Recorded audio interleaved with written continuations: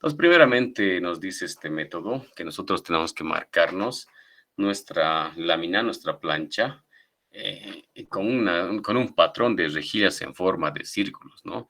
Los círculos pueden ser tal vez 2 milímetros, 1 milímetro, entonces depende, digamos, a nuestra máquina que pueda realizar ese tipo de trabajos, ¿no?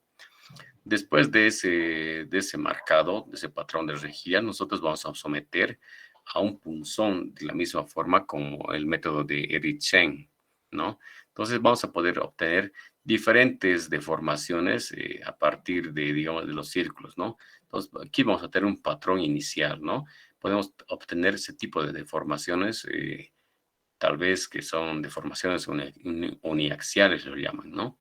También tenemos una deformación plana o también tenemos una deformación que es biaxial, ¿no? Que es concéntrica con respecto a su eje. Entonces, todas estas muestras se van a recoger en diferentes espesores de materiales, cuánto va a ser, digamos, la relación de deformación en este sentido, en sentido vertical, en el sentido horizontal. Entonces, todos estos valores se van a poder recoger y se va a poder graficar en este tipo de sistemas, ¿no? Por una parte vamos a obtener la deformación menor, que va a ser en este sentido, y la deformación mayor, que va a ser en este sentido vertical, ¿no? Entonces, vamos a tener muchos puntos con que graficar, en la cual vamos a tener ya un diagrama de esta forma, ¿no? Entonces, se realiza esto en trabajos de laboratorio, ¿no? En la cual podemos ver ya las zonas de falla, por un lado, la zona segura, el cortante puro, diferentes materiales, aceros al bajo contenido de carbonos, aceros de latón, aluminios. Entonces, esos diagramas están de esta forma, están graficados, ¿no? En la cual podemos tal vez decir una zona de falla acá, ¿no? Entonces, nosotros por los métodos de Erichsen podemos graficar dónde van en qué lugares, a qué medidas de esfuerzos o fuerzas van a fallar, digamos, nuestra formabilidad, ¿no? Por el método de Erichsen. Entonces, esta línea son los puntos que vamos a obtener por ese método, ¿no? Que igual están delimitados, ¿no? Entonces, esta es, digamos, la forma que se obtiene los diagramas de formado, FLD. A continuación vamos a ver los doblados de las láminas y placas de los tubos, ¿no? Entonces, en esta parte es un poco importante, es importante en realidad tomar en cuenta, ¿no? Entonces, por una parte aquí tenemos el doblado eh, de nuestra pletina, puede ser en este caso, ¿no?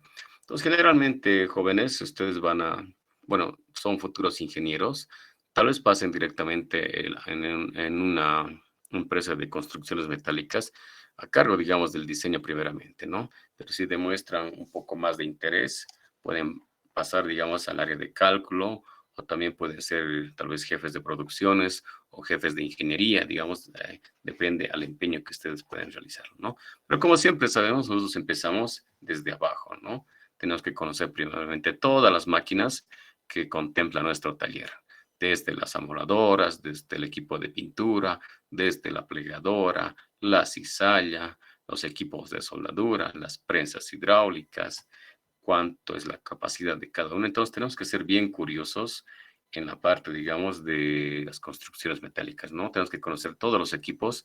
No nos diga, digamos, que tenemos que ir a manipular los equipos, ¿no? Nosotros estamos en la capacidad de poder analizar cómo funciona y cuál es la tasa de producción que vamos a obtener por mes, ¿no? Cuántos kilos mes vamos a obtener, digamos como referencia, ¿no? Es un rendimiento que se hace a a las empresas, ¿no? Por parte de la ingeniería. Entonces nosotros estamos en la capacidad y también curiosidad de poder averiguar de cuánto es nuestra corte de nuestra cizalla, ¿no? Hasta qué espesor está pudiendo cortar, ¿no? Cuánto es la longitud de nuestra plancha de poder cortar, ¿no? De igual de la forma de los plegados, de los doblados de las láminas, planchas, igual, ¿no? ¿Cuánto es el espesor de planchas que nosotros tenemos que doblar? ¿Cuál es la longitud? ¿Qué tipos de materiales? ¿Cuál es la placa que representa? ¿Qué características tiene nuestra placa de nuestra máquina hidráulica? Entonces, ¿qué factores intervienen tal vez en el doblado? Entonces, tenemos que conocer muchas cosas con respecto a eso, ¿no? Como recomendación.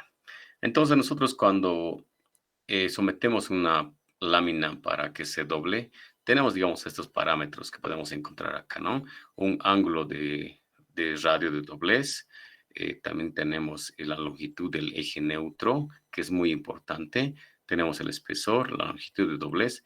Entonces aquí ahorita lo más importante son los radios, radio externo, radio interno y también la longitud del eje neutro, ¿no? Entonces, como les iba diciendo, como diseñistas, tal vez ustedes pueden entrar en su primera etapa, en la cual ustedes tienen que detallar más o menos de esta forma, digamos, un perfil plegado, ¿no? Vamos a tener, a ver, vamos a dibujar con otro color. Vamos a tener un perfil de esta forma.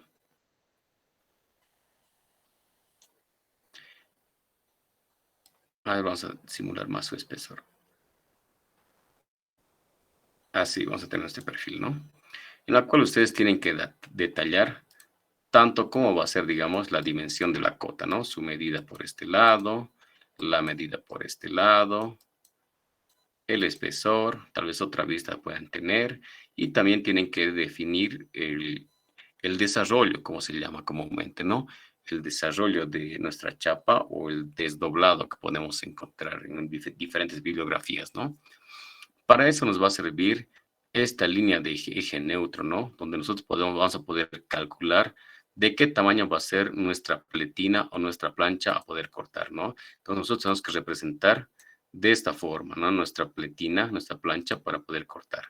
Y por otra parte, tal vez nosotros tenemos que darlos el ángulo, bueno, las líneas de plegado, ¿no?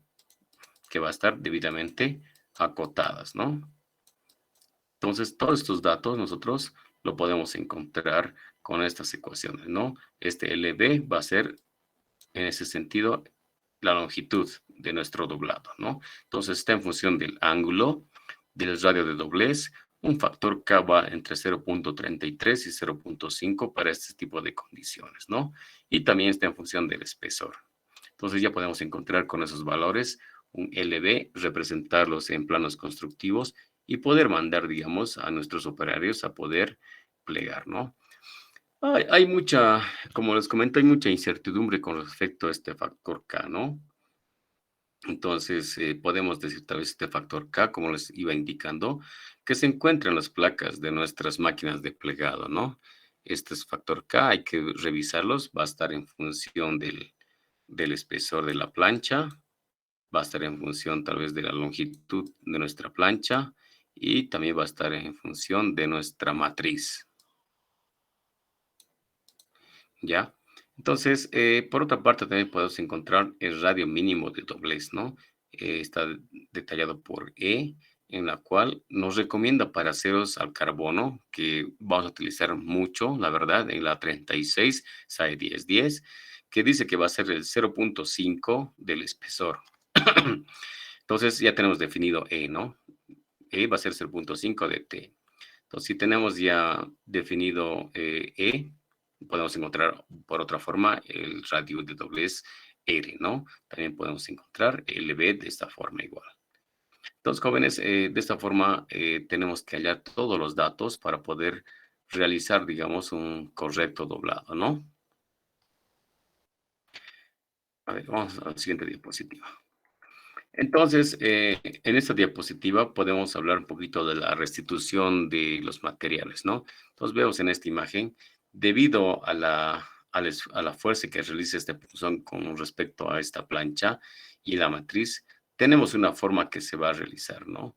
Nosotros al poder, digamos, soltar o liberar ese tipo de esfuerzos, lo que pasa es que vamos a tener una restitución de nuestro material, ¿no? Entonces, es característico tal vez de que nuestro plegado de 90 grados sea, digamos, unos de 88 grados, 87 grados, que nosotros nos afecta mucho. Como nosotros somos futuros ingenieros, nosotros trabajamos en milímetros, ¿no? Todas las perforaciones, medidas y también plegados tienen que estar bien, bien calibrados, ¿no? Entonces, por este defecto que podemos verlo como la parte constructiva, tenemos que, digamos, subsanarlo, ¿no? Entonces, lo que pasa es que para esto nosotros vamos a tener que mantener nuestro punzón con respecto a nuestra matriz un tiempo, ¿no? Un tiempo de plegado en la cual vamos a garantizar que este sea 90 grados, ¿no? Entonces, no nos podemos preocupar mucho tal vez por el sobreesfuerzo que va a realizar la máquina con respecto, digamos, a todo ese trabajo que se va a realizar, porque internamente, digamos, tiene ya unas válvulas de alivio, se puede decir, ¿no? Válvulas de alivio en la cual nos va a ayudar que no se sobrecargue nuestro equipo, ¿no? Clarito se va a escuchar cuando hagan este tipo de, bueno, escuchen, digamos, este tipo de trabajos, ¿no? Entonces tienen como ingenieros, futuros ingenieros, tienen que ir siempre al área de producción a poder conocer. Esta es la oportunidad más grande que pueden tener cuando entren en una fábrica, ¿no? Conocer todo lo que puedan, ¿no? No les digo que van a ir a molar, no les digo que van a ir a cortar, soldar, ¿no? Pero no está de más que pueden hacer también, ¿no? Pero todo tiene también su límite, ¿no? Nosotros hemos estudiado para algo en específico, entonces lo que tenemos que es realizarlo, ¿no? Pero igual tenemos que conocer. Entonces, jóvenes, la fuerza de doblado está calculada por esta ecuación, ¿no? Donde el factor K está en unos de 0.7 a 0.3 para un dado en U, de 1.3 en dado en B.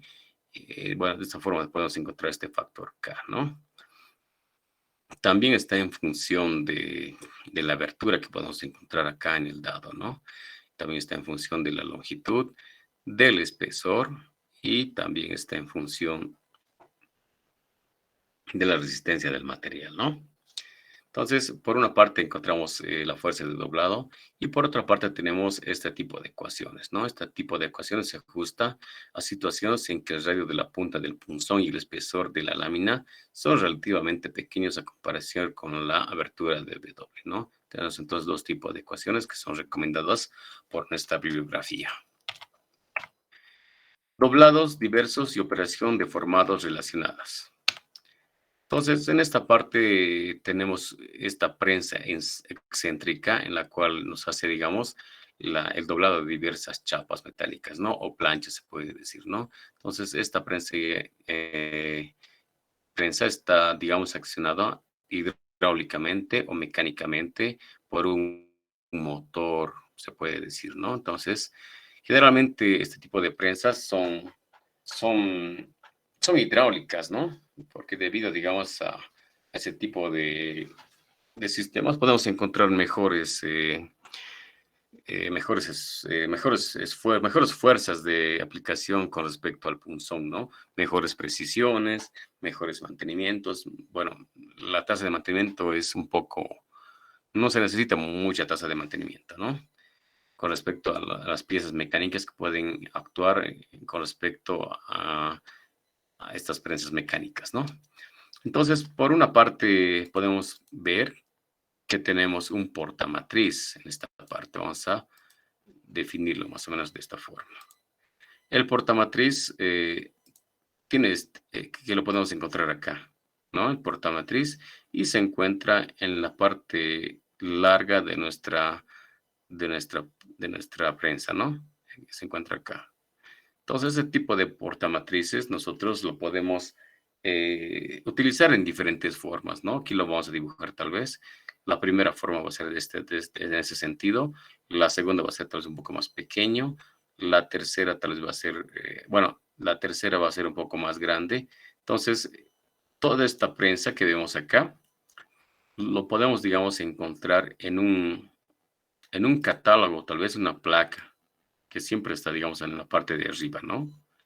Esta placa, nosotros tenemos que leerla, ¿no? Esta placa nos va a decir cuál va a ser el factor K que vamos a utilizar, cuál va a ser el espesor que tenemos que manejar, cuál va a ser la fuerza que va a aplicar y también cuál va a ser la longitud de plegado, ¿no? Entonces, esos datos podemos encontrarlos en la placa, ¿no?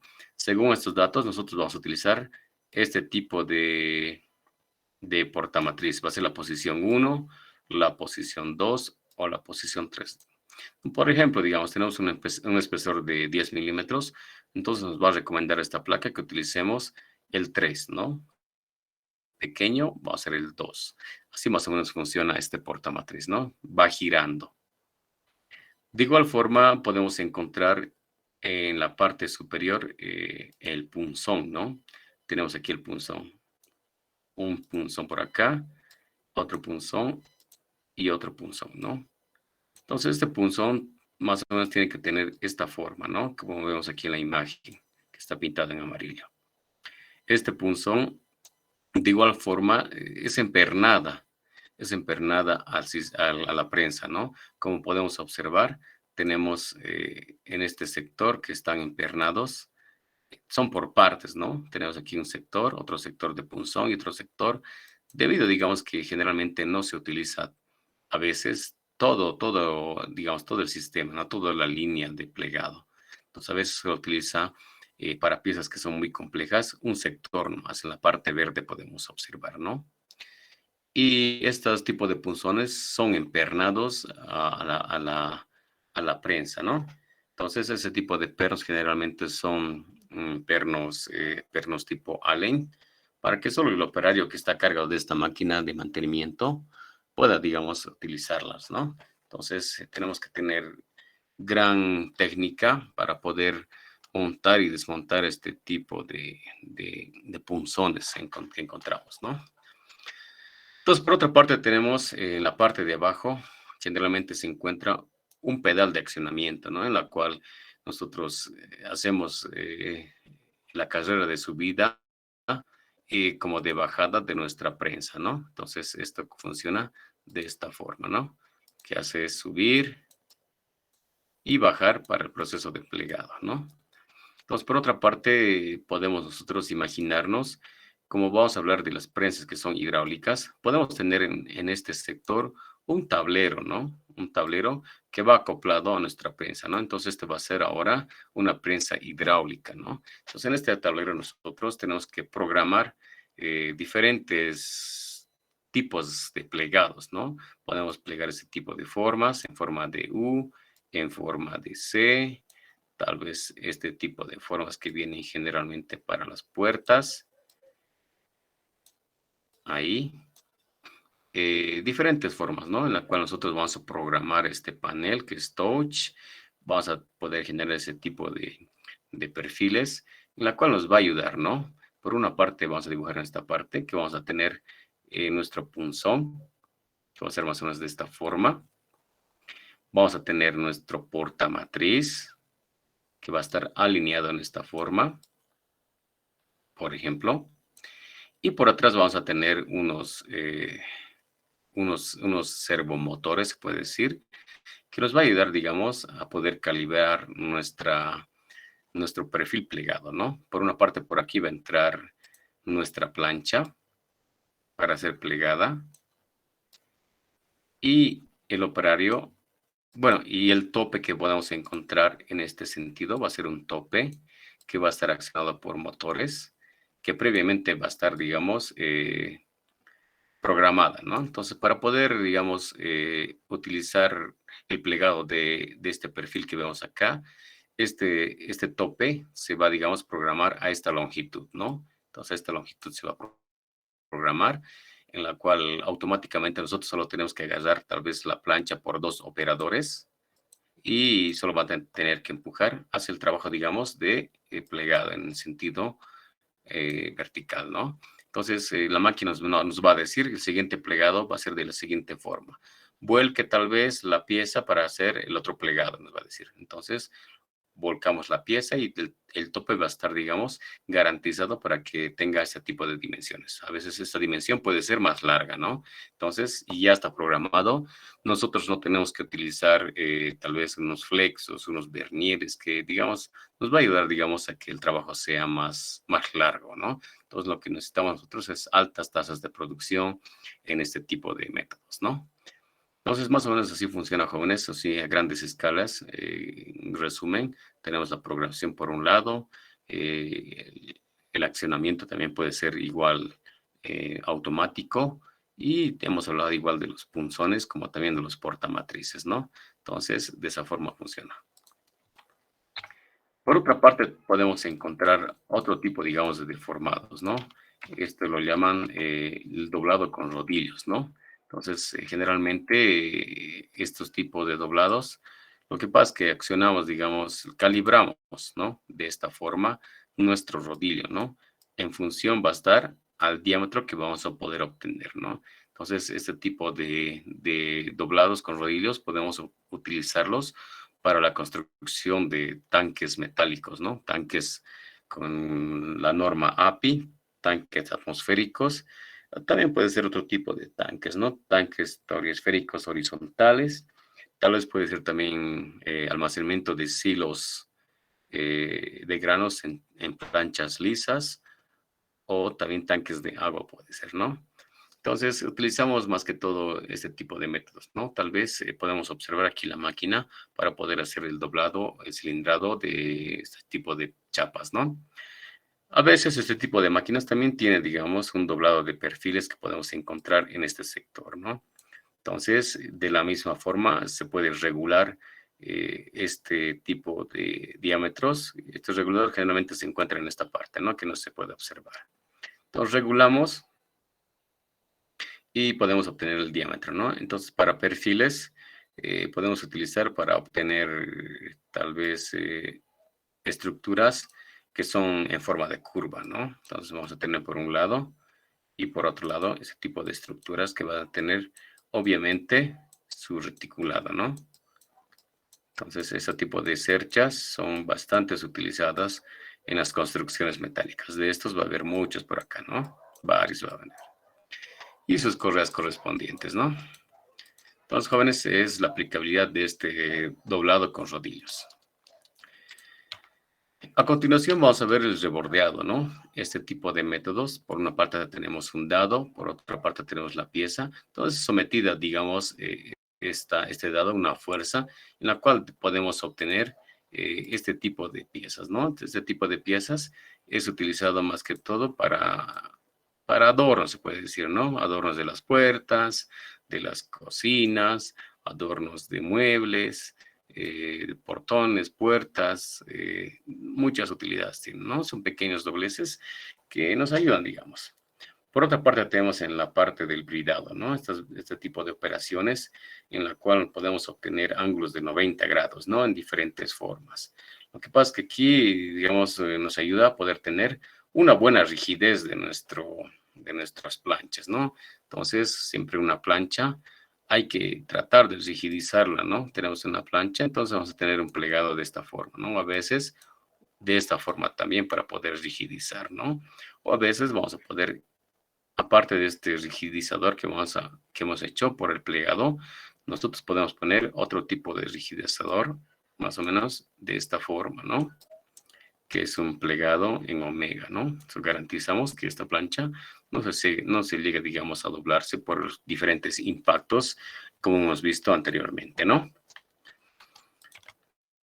Rápidamente podemos encontrar el formado con rodillos, ¿no? Entonces, el formado con rodillos es para obtener, digamos, altas tasas de producción, ¿no? Entonces, con respecto a estos trabajos, podemos encontrar diferente perfilería, como vemos en la imagen, ¿no? Entonces, aquí vemos unos perfiles en forma de C, tal vez.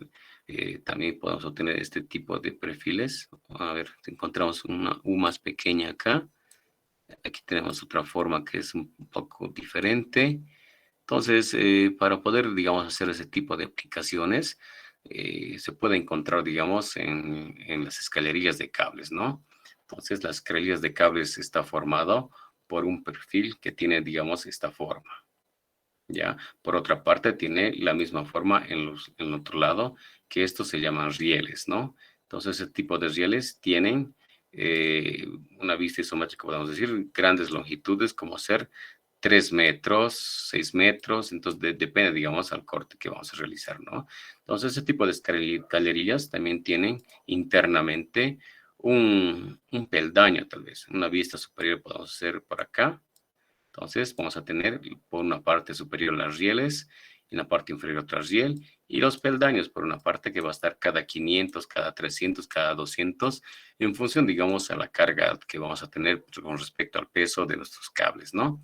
Entonces estas rieles están, digamos, tienen un perfil más o menos de esta forma, ¿no? Van a ser unos perfiles omega, que van a ser respectivamente formados con rodillos también y previamente después soldados, ¿no? Entonces podemos aquí dibujar ese tipo de perfiles omega que van a ser soldados, ¿no? Una vista tal vez de esta forma, ahí, ¿no? Entonces tenemos perfiles que van a ser cada 500, es recomendado de 500 a 300, ¿no? Entonces tal vez se van a dar cuenta, ese tipo de proyectos lo encontramos en el edificio nuevo de la Universidad Mayor de San Simón, ¿no? Hace mucho tiempo yo estaba a cargo de la instalación eléctrica, en la cual en el shaft es un compartimiento común entre todos los pisos, ¿no? Entonces ese compartimiento por ahí se ha desplazado las escalerillas de cables que están, digamos, alimentando los diferentes pisos, ¿no? Entonces, también pues, lo podemos encontrar en los techos, ¿no? Donde están las luminarias, están en los laterales las escalerillas de cables, como también están en la parte inferior, donde es el estacionamiento. Ahí podemos encontrar gran cantidad de escalerillas de cables que van alimentadas desde la acometida de que tenemos un transformador en la parte externa del edificio, ¿no? Entonces, este tipo de escalerillas son comunes que están, digamos, aéreas son. Algunas son aéreas que están con los soportes, otras que están empernadas, digamos, en la pared, ¿no? Tenemos más o menos así, que están empernadas en la pared. Y tenemos otro tipo de escalerillas igual, que son en forma de curva, y también tenemos, perdón, por el dibujo, que tenemos en forma de T igual, curvas y en forma de T, ¿no? Entonces, están distribuidos en todo el edificio, lo pueden ver tal vez cuando vayan a la universidad, si en algún lugar, digamos, está libre, ¿no? Entonces, la aplicabilidad del formado con rodillos jóvenes. Seguidamente podemos doblar el doblado y formado de tubos, ¿no? Entonces, es muy importante tener este tipo de máquinas en nuestros ambientes de nuestra metal mecánica, ¿no?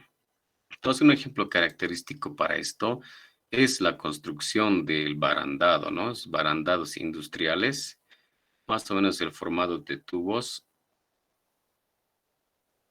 viene en ese sentido, ¿no? Entonces, aquí vemos el formado de tubos, que es un formado en forma de radios, ¿no? Entonces, lo que pasa aquí es que tenemos esta baranda, en la cual tenemos, digamos, los refuerzos acá, ¿no? Un refuerzo acá, o tal vez otro más acá, depende de la longitud que manejamos, ¿no? Entonces, lo que pasa es que aquí tenemos este trabajo que vamos a realizar. Generalmente, este doblado de tubos se recomienda utilizar en unos diámetros que son, ¿no? Tiene que ser en un diámetro recomendado de 1.6 de espesor. De todo vamos a hablar en milímetros, como vamos a ser futuros ingenieros, todo en milímetros, ¿no? De 1.6 a 2 milímetros, ¿ya? En el caso, digamos, de que fuera mucho menor, vamos a encontrar defectos en el proceso de doblado, ¿no? Lo que va a pasar es que vamos a encontrar algún tipo de estrías en este sector, entonces que nos van a dar calidades muy vagas, se puede decir, ¿no? Vamos a tener buenas calidades al momento, digamos, de poder pintar o tal vez montar, ¿no? Entonces se va a notar claramente que vamos a tener esos tipos de defectos acá, ¿no? Entonces, generalmente se recomienda utilizar este tipo de espesores para poder fabricar ese tipo de barandas, ¿no? Entonces, también está un poquito ya estipulado en otras normas. En Bolivia no pude encontrar ese tipo de normas. Este tipo de secciones circulares van a tener más o menos un diámetro de 50 milímetros, ¿no? 50 a 36 puede ser, 36, 32, ¿no? 50 puede ser por esta parte, la baranda principal, 36 puede ser en este sector y también los horizontales, ¿no? Entonces, de esta forma tienen que trabajar. Todo esto generalmente tiene que ser en 2 milímetros o también 1.6 milímetros, ¿no? Tal vez los inferiores pueden ser un poquito de menos diámetro, 1.2 puede ser, pero siempre hay que verificar, ¿no? Y ha pasado muchos accidentes con respecto a estos temas de barandados, ¿no? De igual forma, estos barandas tienen que estar ancladas, ¿no?